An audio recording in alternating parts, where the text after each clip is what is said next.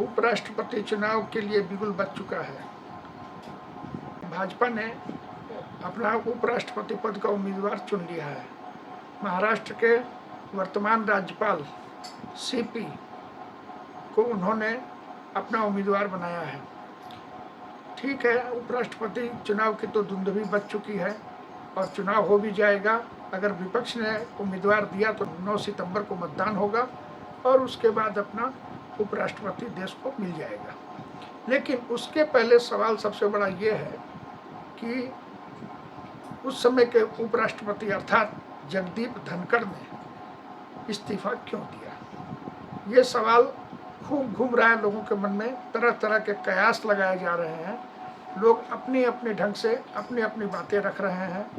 कोई कह रहा है उन्होंने गहरी चाल चली थी, कांग्रेस के साथ मिल करके, कपिल सिब्बल के साथ मिल करके सरकार को बदनाम करने के लिए, सरकार को परेशानी में डालने के लिए उन्होंने एक चाल चली थी और इसीलिए 21 जुलाई को उन्होंने राज्यसभा की अध्यक्षता भी की और उन्होंने गुपचुप प्रतिपक्ष की अर्थात विपक्ष की हस्ताक्षर द्वारा एक पत्र को, जिसमें सुप्रीम कोर्ट के जज के खिलाफ महाभियोग की बात थी, उसे लेकर के उसे घोषणा भी कर दी कि ये पत्र मुझे मिला है।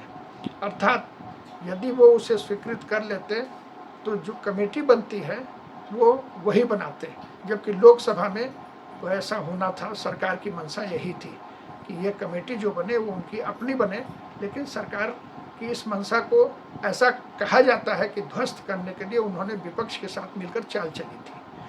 कई लोग कई तरह की बातें कह रहे हैं कि उन्होंने और भी कई तरह के कारनामे, सरकार वैसे भी खुश नहीं थी क्योंकि एक बार उन्होंने किसान आंदोलन के दौरान बड़ी टिप्पणियां की थी और वो किसी काम के रहे भी नहीं।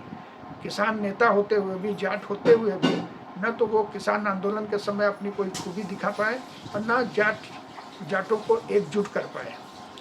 फिर भी इसके बावजूद सरकार उन्हें मान्यता देती रही, उनको पद पर बनाए रखी। लेकिन जब ये बात प्रकाश में आई या इस बात का पता चला सरकार को, तो उसी दिन में बिजनेस एडवाइजरी कमेटी की मीटिंग थी, उसको सभी लोगों ने अटेंड किया। लेकिन उसके बाद उस मीटिंग में कोई निर्णय नहीं हुआ और शाम को मीटिंग बुलाई गई और उस शाम को उस सभा में न तो सरकार की ओर से किरण रिजिजू आए और न ही सदन के नेता भी आए उस मीटिंग में। इसलिए कुछ अंदेशा हो गया था कि कहीं कुछ गड़बड़ है। उन्होंने शाम तक काम किया, बल्कि दोपहर में एक उनका राजस्थान जयपुर का एक कार्यक्रम भी घोषित हो गया सरकारी तौर पर कि वो जाएंगे जयपुर, दूसरे दिन एक सभा को संबोधित करेंगे। फिर ऐसा क्या हुआ कि उन्होंने इस्तीफा दे दिया रात में। इस्तीफा देने के पहले वो राष्ट्रपति भवन भी गए थे, अचानक पहुंचे थे, कोई जानकारी नहीं थी राष्ट्रपति सचिवालय को या राष्ट्रपति के कर्मियों को, और उन्होंने आनंद फानंद में वहाँ पर सारी उनकी मुलाकात की बात हुई। इस तरह की कई अनावश्यक चीज़ें हुई जो कि नहीं होनी चाहिए थी। लेकिन मेरा ऐसा मानना है कि ये सब चीज़ों के पीछे कोई और ही कारण है। अब ये वो क्या कारण है, इसके बारे में मैं अगले वीडियो में आप सबों के समक्ष खुलासा करूंगा और कोशिश करूंगा कि जो बातें मैं कह रहा हूं वो तथ्य के साथ रखूं। बाद बाकी क्या है ये तो स्वयं धनखड़ बता पाएंगे या फिर उनके खास लोग बता पाएंगे कि आखिर उन्होंने इस्तीफा क्यों दिया। हालांकि प्रत्यक्ष रूप में उन्होंने जो पत्र लिखा है उसमें अपने स्वास्थ्य का कारण बताया है।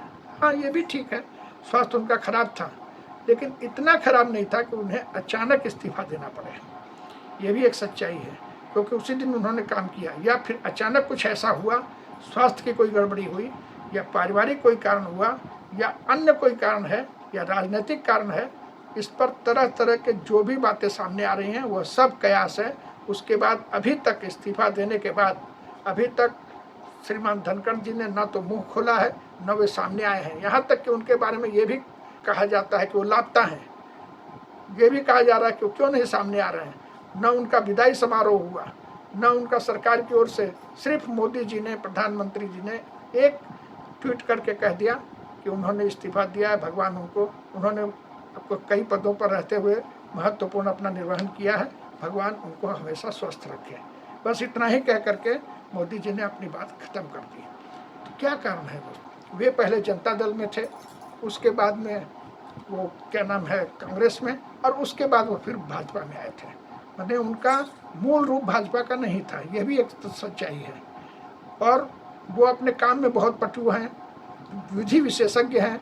उन्होंने सुप्रीम कोर्ट में वकालत की है, उन्होंने हाई कोर्ट में वकालत की है, उन्होंने सरकार के भी मामले में कई जगह उन्होंने अपनी लड़ाई की है, बताया है, सरकार को पक्ष में किया है।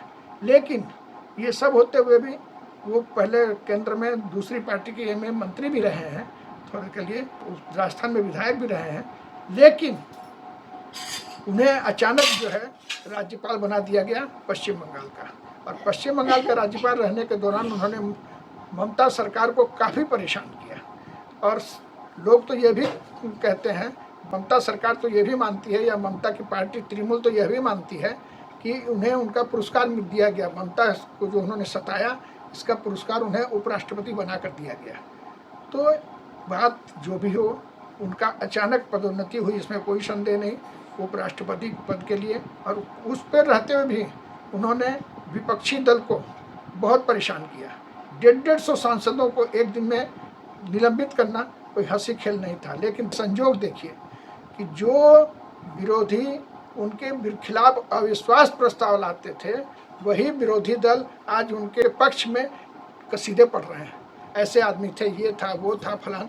मैंने आज ये भी एक राजनीति का बड़ा विचित्र खेल है। चलिए दोस्तों, खेल चाहे जो हो, लेकिन असली वजह क्या है मैं इसे अगले वीडियो में प्रकाश करूंगा। मैं सीताराम अग्रवाल, जो 51 वर्षों से पत्रकारिता में कार्यरत हूँ, आपको इस बारे में बताने की कोशिश करूंगा, वास्तविकता चाहे जो भी हो।